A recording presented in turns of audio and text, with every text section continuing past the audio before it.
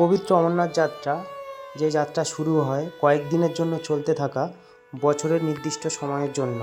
কেউ বা পূর্ণতা অর্জনের আশায়, কেউ বা প্রাকৃতিক সৌন্দর্য উপভোগের জন্য আমাদের দেশের অর্থাৎ এই সুন্দর ভারতবর্ষের বিভিন্ন প্রান্ত থেকে ছুটে আসে হাজারো মানুষ। এটা শুধু যাত্রা নয়, এই যাত্রার সাথে জড়িয়ে আছে কঠোর পরিশ্রম, আছে পাহাড়ের চড়াই উতরাই কঠিন রাস্তা, যেখানে আছে বিপদের ঝুঁকি, আছে প্রাকৃতিক সৌন্দর্য উপভোগ করার জন্য চরম সুযোগ, যেখানে আছে অক্সিজেনের স্বল্পতা। তবুও মানুষ এই প্রতিকূলতা জয় করে ছুটে চলে একটিবারের জন্য নিজের চোখে এই পবিত্র গুহা দর্শন করে কিছুটা পূর্ণতা অর্জন করার জন্য, কিছুটা পরিবারের জন্য পূর্ণতা অর্জনের জন্য। আর যে গুহাতে আছে প্রাকৃতিকভাবে তৈরি স্ট্যালাগমাইট, যেটা সম্পূর্ণভাবে রূপ নিয়েছে শিবলিঙ্গের মতো। এই পবিত্র গুহাতেই স্বয়ং দেবাদিদেব মহাদেব অমরত্বের কথা বা অমরত্ব দান করেছিল স্বয়ং দেবী পার্বতীকে। এই পবিত্র যাত্রা শুরু হয় মূলত দুটো পথে। একটা শুরু হয় পেহেলগাঁওর চন্দনবাড়ি থেকে, যেটার জন্য সময় লাগে 2 রাত 3 দিন। আর আরেকটা পথ হলো সোনমার্গের বালতাল থেকে, যেটা 1 দিনের মতো সময় লাগে। বেশিরভাগই মানুষ পেহেলগাঁওর চন্দনবাড়িটির রাস্তা দিয়েই যায়, কারণ কি স্বয়ং দেবাদিদেব মহাদেব নিজেই এই রাস্তা দিয়েই গিয়েছিলেন অমরত্বের দানের জন্য, এবং এই রাস্তায় আছে প্রাকৃতিক সৌন্দর্যে ভরপুর। RFID কাউন্টার, এখান থেকে কার্ড পেয়ে গেলাম, আমরা এবার যাবো, এগোবো। সেই শ্রীনগর থেকে 98-100 কিলোমিটার পথ পাড়ি দিয়ে অলরেডি পেহেলগাঁওতে চলে এসেছি নুনওয়ান বেস ক্যাম্প থেকে। RFID কার্ড কালেক্ট হয়ে গেছে।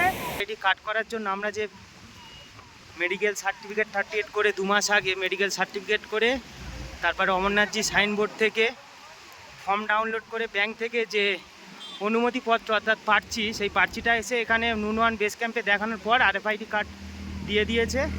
প্রথমে বলে দিই, এবছর মানে 2025 সালে অমরনাথ যাত্রা শুরু হয়েছিল 3 জুলাই থেকে, আর চলবে হচ্ছে 9 আগস্ট পর্যন্ত।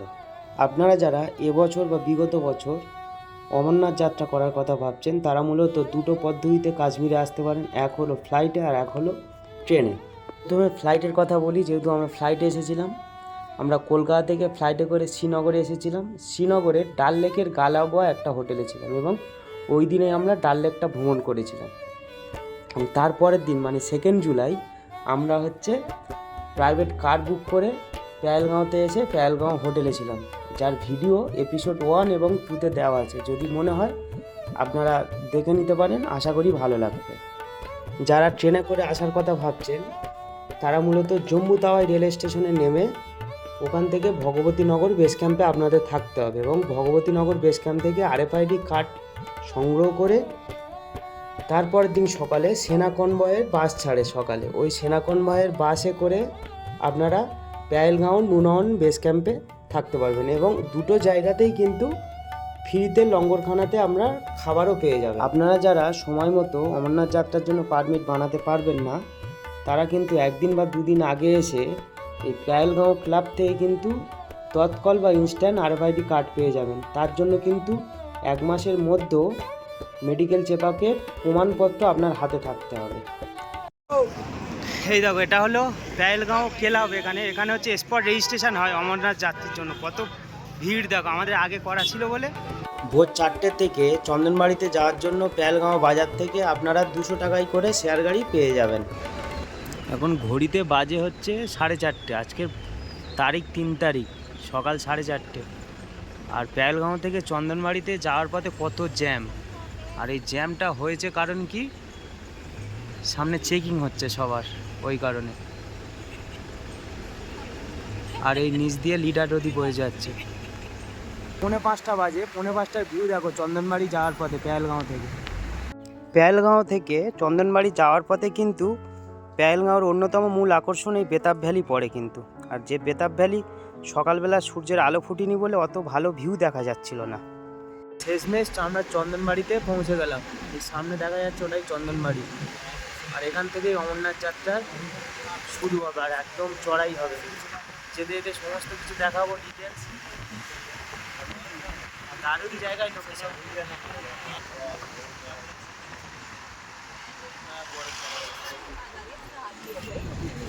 সেই পাহাড়ের মাথায় বরফ দেখা যাচ্ছে, অনেকক্ষণ পরে বরফ দেখতে পেলাম পাহাড়ের মাথায়।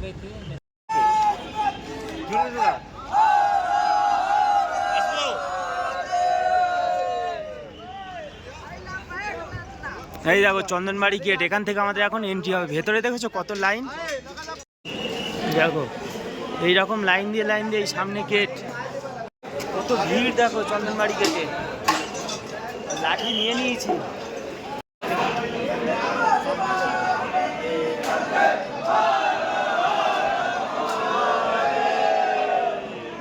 এই গেটে কম্পালসারিভাবে RFID কার্ড স্ক্যান করা হবে আর ব্যাগ নিখুঁতভাবে চেক করার পরে ভেতরে এন্ট্রি হবে। ফাইনালি এন্ট্রি করে গেলাম আমরা অমরনাথ যাত্রার জন্য।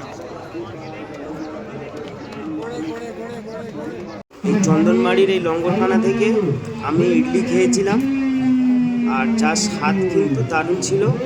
আর দেখতেই পাচ্ছ চারধারে কিন্তু নানা ধরনের রকমারি খাবার ছিল, সব ভেজ।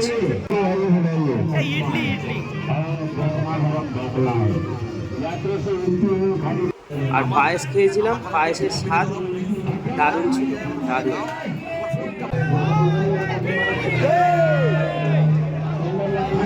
চন্দনবাড়ি এই প্রিপেড কাউন্টার থেকে সরকার নির্ধারিত ফিক্সড রেটে ঘোড়া বুক করে নিতে হবে। ঘোড়া বুকিংয়ের পরে এই পার্চি দেখিয়ে ঘোড়া নিতে হবে। আর যে ঘোড়াতে যাবে সেই ঘোড়ার মালিকের আই কার্ড কিন্তু নিজের কাছে রাখবে। যদি কোনো সময় হারিয়ে যাও তাহলে কিন্তু খুঁজে পেতে খুবই সুবিধা লাগবে ওই আই কার্ড কাছে থাকলে। আমরা চন্দনবাড়ি থেকে এন্ট্রি করে গেছি, আর এখন আমরা যাব হচ্ছে এখন পিছু টপ। আর এই প্রথম হচ্ছে এই পিছু টপটাই হলো আমাদের কঠিন পরীক্ষা, কারণ হচ্ছে একদম শুরুতেই একদম চড়াই, দেখতেই পাচ্ছ ওই ঘুরে ঘুরে ওপরের দিকে রাস্তা। সেই ওপরটায় উঠবো, দেখা যাচ্ছে কিনা জানি না ক্যামেরাতে, কত ওপরে দেখো। সেই এখনই হাঁপিয়ে গেছে, অনেক খাড়াই রাস্তা, আর পেছনে আসছে দেখো সবাই। উফ বাবা,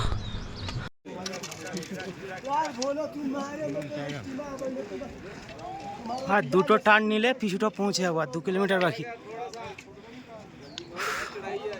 আর লাঠি না কিন্তু জরুরি, লাঠির ওপরে কেন, আর শরীরের অনেকটা ভর ক্যারি করে, নাহলে কিন্তু অনেক কষ্ট হবে।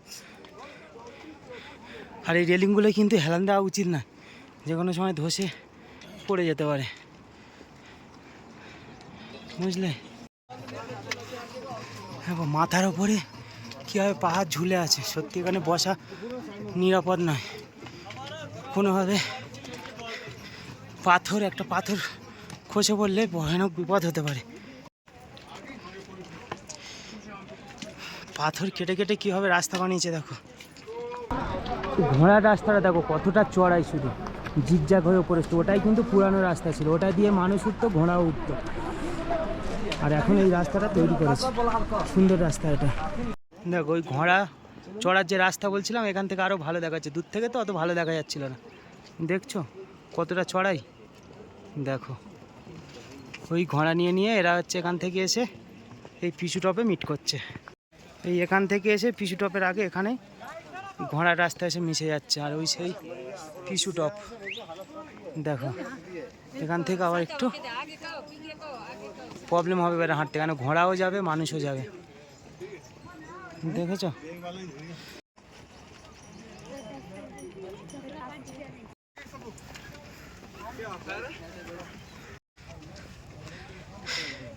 এটাই হলো পিছু টপ। প্রথম পয়েন্ট 11,800 ফুট উচ্চতায় অবস্থিত দেখা যাচ্ছে। আর পিছু টপের লঙ্গরখানা এদিকে অনেকটা উঁচুতে, কিন্তু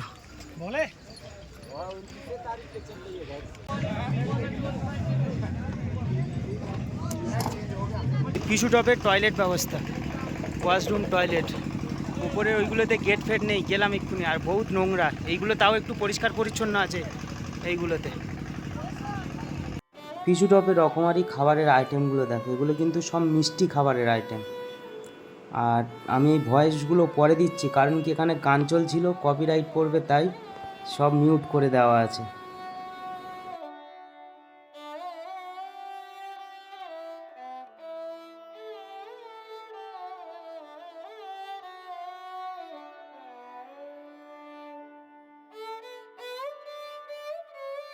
এখানে নানা রকম সবজির আইটেম ছিল, রাইস, ডাল, তারপর হচ্ছে সয়াবিন তরকারি, আরও নানা রকম খাবার।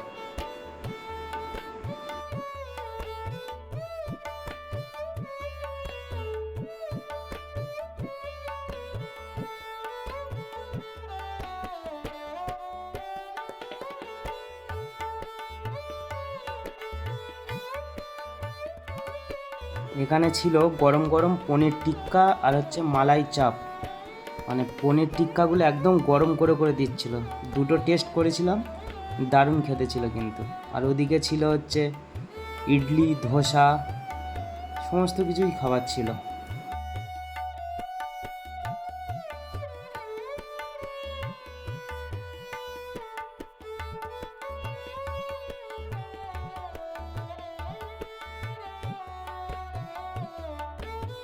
শেষমেশ আমি কয়েকটা খাবার নিয়ে স্বাদ নিয়েছিলাম।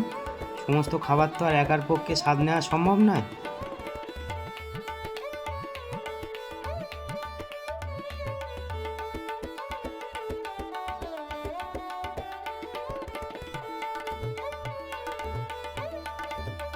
পিছু টপ থেকে বেরানোর পথে আমার হাতে দুটো গরম গরম জিলাপি ধরে দিয়েছিল। নেব না জোর করে দিয়েছে, তাও এক পিস চাইছিলাম, আমার হাতে 2 পিস ধরে দিয়েছিল। যাই দিয়েছে যখন খেয়েছিলাম, কিন্তু ভালো লেগেছিল। দেখো পিছু টপ থেকে আমরা এবার বেরিয়ে গেলাম, এবার যাচ্ছি জজিবালের দিকে। পিছু টপের পরে হচ্ছে জজিবাল। আর পিছু টপে তো দেখলে কত, মানে লঙ্গরখানাতে কত খাবারের আইটেম, কত খাবে, আর সবাই ওখানে গানে নাচানাচি করছে। আর আমি এই গানগুলো যদিও মিউট করে দিচ্ছি, কারণ কি কপিরাইট স্ট্রাইকের জন্য। এত কষ্ট হচ্ছে, কিন্তু এই কষ্টের মধ্যেও যে আনন্দ, সেটা বোঝাতে পারবো না বলে। আর সারাক্ষণ আমি খুব আস্তে আস্তে হেঁটে যাচ্ছি, স্লোলি যাচ্ছি, কারণ কি ভিউ এনজয় করতে। কারণ অমরনাথ যাত্রাটা শুধু পবিত্র যাত্রা নয়, তার সাথে জড়িয়ে আছে এই কাশ্মীরের এত সুন্দর উপত্যকা, এত সুন্দর পাহাড়ি পরিবেশ, এত সুন্দর উঁচু উঁচু পাহাড়। রোদ দেখেছো কত, প্রচণ্ড রোদ। আর যখন হাঁটছি তখন ঠান্ডা লাগছে না, আর যখন দাঁড়িয়ে যাচ্ছি তখন প্রচুর ঠান্ডা লাগছে। অনেক হাওয়া বইছে, তবে এখানে ভালো নেটওয়ার্ক আছে, কিন্তু ভালোই নেটওয়ার্ক আছে। জজিবাল আর 500 মিটার মতন বাকি আছে। আর এখানে দেখো সবাই বসে রেস্ট করছে। কেন রেস্ট করছে বুঝতে পারছো, প্রচুর চড়াই রাস্তা অতিক্রম করে এসেছি, আর আমিও এখানে বসে আছি। আর এখানে ভিউ দেখো, মনোমুগ্ধকর ভিউ, মানে কি বলবো, মানে এই যা স্মৃতি আমি গ্যাদারিং করছি, জীবনে ভোলার নয়। শেষমেশ আমাদের ফাইনালি সেকেন্ড পয়েন্ট জজিবালে চলে আসলাম পিছু টপের পরে। এই দেখছো এখানে লঙ্গরখানা, গান ফান চলছে। লঙ্গরখানা তো সব কটা পয়েন্টেই আছে। আর নিচে দেখো সব ওই পাহাড়ি নদীতে সব বরফ গলা জল বয়ে আসছে, ওতে স্নান করছে, আর সেই সব বরফ গলা জল নেমে আসছে। আর এদিকে দেখো এই বরফাবৃত পাহাড়। শেষমেশ আমাদের সেকেন্ড পয়েন্ট পিছু টপের পরে জজিবালে আমরা পৌঁছে গেছিলাম। আর এই জজিবালে কিন্তু সমস্ত কিছু ব্যবস্থা আছে, টয়লেট, লঙ্গরখানা, সমস্ত কিছু। আর এত রোদ্দুর, আমি টুপি পরেছিলাম, তবে সানস্ক্রিন ব্যবহার করা উচিত ছিল, কিন্তু আমার কাছে ছিল না। পবিত্র পাহাড় দেখা যাচ্ছে, বুঝতে পারলে। আর এই দেখো নদীতে সব স্নান করছে, আর আমি এখানে একটু মুখ ধোবো। আর দেখো ভিউ দেখো। আর এই হচ্ছে আমাদের ওপরে ক্যাম্প ছিল। পাহাড়ি ঝর্ণা থেকে যে বরফ গলা জল বয়ে আসছে, এই নদীতে মুখ ধুয়ে শান্তি হলো। আর জল খুব ঠান্ডা, আমরা তিনজনে জজিবালে কেউ কিছু খাইনি, কারণ পিছু টপ থেকে খেয়েছিলাম।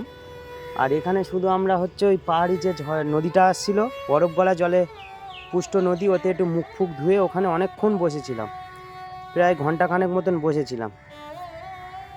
এবার জজিবালেও কিন্তু অনেক রকমারি খাবারের আইটেম ছিল, সব তো ভিডিও করিনি আমি।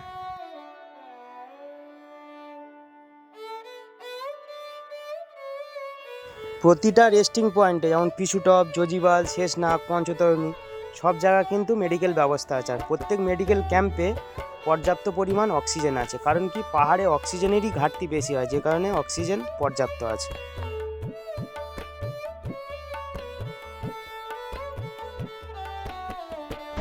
জজিওয়াল থেকে কিছুটা আসার পরে এইরকম ভিউ, এখানটা নতুন রাস্তা, আর রাস্তাটা দেখো কি সরু, আর পাশে এরকম খাড়াই খাত, আর নিচে নদী পাহাড়ি, আর আমরা এখন সেই ওপরে উঠবো। সত্যি বলতে এতক্ষণ চলে একটা জিনিস উপলব্ধি করতে পারলাম, সত্যি এবার কেন বুঝতে পারছি যে কেন অমরনাথ যাত্রা এত কঠিন তীর্থযাত্রার মধ্যে অন্যতম কঠিনতম একটা তীর্থযাত্রা। সত্যি খুব কঠিন, খুবই কঠিন। আর এখানে আর্মিরা সত্যি খুব হেল্পফুল বুঝতে পারছি। সেই ওপরটায় যাবো, আরও ওপরে উঠবো। এতক্ষণ বলছিলাম যে পিছু টপ চড়াই, কিন্তু পিছু টপের পরেও এখনও কিন্তু অনেক চড়াই আছে, অনেক, এখনও ওপরে উঠতেই আছি। এই জায়গাটার ভিউ দেখো, ভয়ঙ্কর সুন্দর, ভয়ঙ্কর। সেই দেখো বরফ জমে আছে, দেখো ওই সাদা সাদা হয়ে আছে ঝর্ণার ঠিক ওপরটায়, বুঝতে পারলে? আর এখানে দেখো কতটা রিক্সি, বুঝতে পারলে? দেখো, আর এই জল কিন্তু শেষনাগ থেকে আসছে, শেষনাগ লেক থেকে পুরো। এই দেখো ঝর্ণা, দেখেছো? ও কি লাগছে দেখো, আর সেই ওপরে উঠছে ধীরে ধীরে। দেখো ঝর্ণাতে সব স্নান করছে, ঝর্ণা দেখো কত উপর থেকে নেমে আসছে, দেখো। ন্যাচারাল ঝর্ণা, আর বরফ গলা জল বয়ে আসছে ওপর দিয়ে, হয়ে যাবে। দেখো কত উপর দিয়ে বয়ে আসছে বরফ গলা জল। জজিওয়াল থেকে শেষনাগ যাওয়ার পথটা প্রচুর চড়াই, মানে উঠতেই আছি তো উঠতেই আছি, শেষ আর হচ্ছে না। আর এই যে রাস্তা দেখছো, এই রাস্তা কিন্তু বর্ষাকালে হাঁটার একদম উপযুক্ত হবে না, প্রচুর স্লিপারি হবে, বুঝলে? ও ন্যাচারাল ঝর্ণা।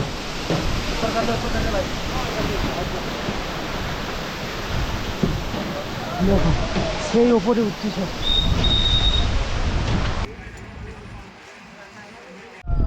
দেখো শেষনাগের ফার্স্ট ভিউ পেয়ে গেছি। আর এই শেষনাগ নিয়ে অনেক পৌরাণিক কথা প্রচলিত আছে, যেটা হলো যে শিবজি মানে মহাদেব যখন অমরত্ব দানের জন্য পার্বতীকে নিয়ে যখন ওই গুহাতেই যাচ্ছিল, তখন কিন্তু ওনার মাথার যে সাপ মানে নাগ দেবতা এখানেই রেখে গেছিলো। তাই এই লেকটার নাম হয়েছে নাকি শেষনাগ লেক। মানে যেটুকু আমি গল্প শুনেছি, আমি যতটুকু জেনেছি সেটুকুই, আদৌ প্রপার সত্যি কিনা সেটাও জানি না। দেখো ভিউটা দেখো শেষনাগ লেকের, দারুণ লাগছে না? মানে রাস্তাটা দেখো কত সরু, ঘোড়াও যাচ্ছে মানুষও যাচ্ছে, মানে কোনো রকম রিস্কভাবে পড়ে গেলে কত বিপদ ঘটবে। এই সাইডে এই শেষমেশ এবং ওটা পুরো দর্শন পাবে। এই অমরনাথ যাওয়ার পথে এখন শেষনাগ লেকের প্রথম যে দর্শন পেয়েছি সেই দর্শন দেখাচ্ছি। দেখো কি অপরূপ শোভা, পুরো মায়াবী। এই লেক কিন্তু বরফ গলা জলে পুষ্ট, আর এর গভীরতা কত ঠিক জানা নেই আমার, নিশ্চয়ই অনেকটা হবে। আর এই লেক এখন আছি হচ্ছে শেষনাগে আমার পেছনে দেখতে পাচ্ছ পবিত্র লেক, হালকা বরফ জমে আছে, যেগুলো সাদা সাদা দেখা যাচ্ছে ওগুলো কিন্তু বরফ জমে আছে। আর এই লেক কিন্তু বরফ গলা জলে পুষ্ট। আর এখান থেকে আর শেষনাগের যে বেস ক্যাম্প, মানে যেখানে আজকের আমরা রাত্রি নিবাস করবো, আর মাত্র 2 কিলোমিটার, আজকের ওখানেই থাকবো। দুপুর 2টোর পরে শেষনাগ না ক্রস করতে পারলে আর অধিকার এগোতে দেবে না মানে আর্মিরা। দেখবে সারাদিন এখানে শুয়ে শুয়ে ভিউ দেখতে পাবে, বরফের টুকরো পেছনেই বরফ।